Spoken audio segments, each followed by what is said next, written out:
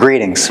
My name is John Pilcher. I'm a bariatric surgeon in San Antonio, and I've been interested to notice how many of my patients expect to suffer after their bariatric operation. And when I say suffer, they're usually expecting to suffer in terms of the food process, whether it's pain or nausea or deprivation or something similar.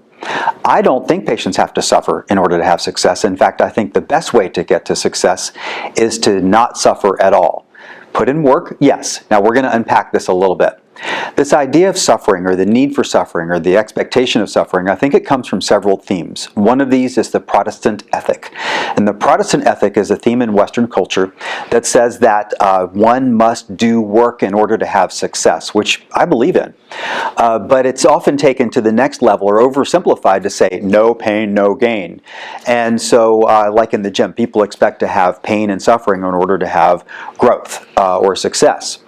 I think there's also kind of a judgment or a prejudice aspect to this expectation for suffering, and that comes from the unfortunate existence in our society of prejudice against obese people. So there's a sense that even sinks into the patients themselves, that patients feel like they have to kind of pay back in some way for the wrongs that they've done to get themselves to this point. I do not believe in that either, as I've posted extensively elsewhere. I think the third theme is that, or the third source of this expectation for suffering, is that trying to lose weight without the help of bariatric surgery, just the diet and exercise and lifestyle change alone, is kind of suffering and deprivation. And so it's hard for people to imagine that things can feel natural after the surgery and to have long-term success. And just to be absolutely clear, I definitely think that it takes work and conscious effort to have health and weight loss success after bariatric surgery. In fact, one of the things that pisses me off is when my patients are accused of taking the easy way out after surgery. But deprivation, nausea, pain, I think there's a better way.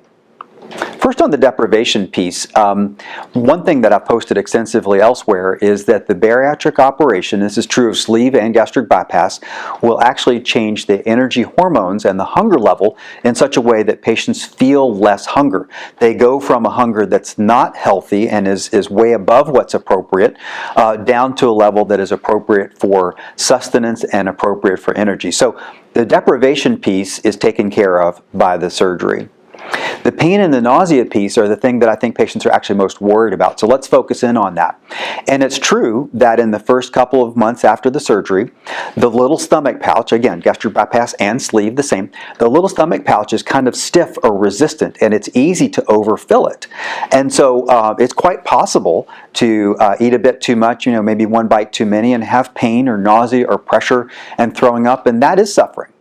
And when I say there's a better way, I think the better way is to be very gentle with your little stomach and to eat tiny little bits and to eat in an experimental way of relearning how to eat and training your stomach how to eat with the smallest possible food intake that you need to take care of your hunger.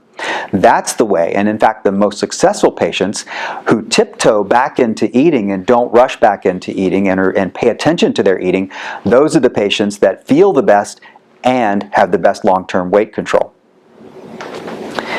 Let me break this down into a couple of practical steps to help you actually achieve this goal of the least pain, the least nausea, and the best long-term success. I like to teach my patients immediately after surgery to treat their new little stomach like a tiny funnel.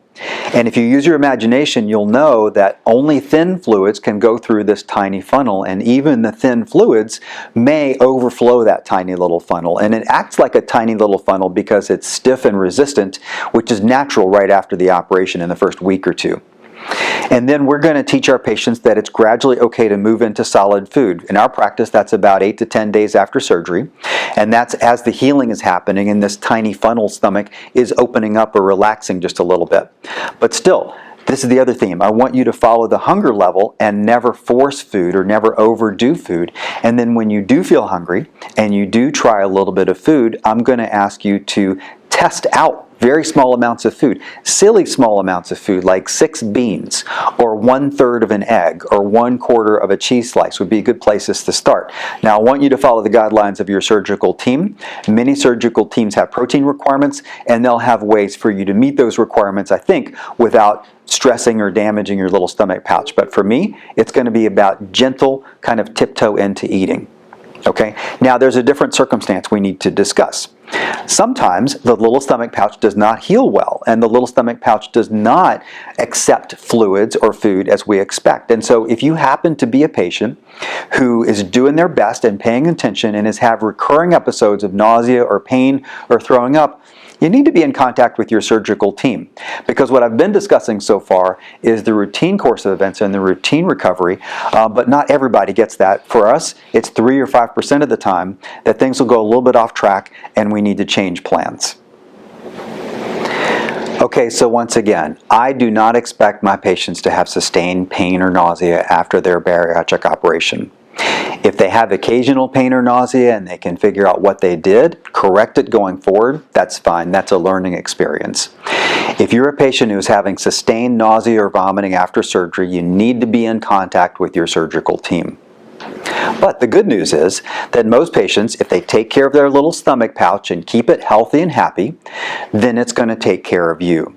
With the help of your healthy, happy little stomach pouch, by being gentle and being conscious, you can be in control of food instead of food being in control of you. I hope this is useful information for your journey.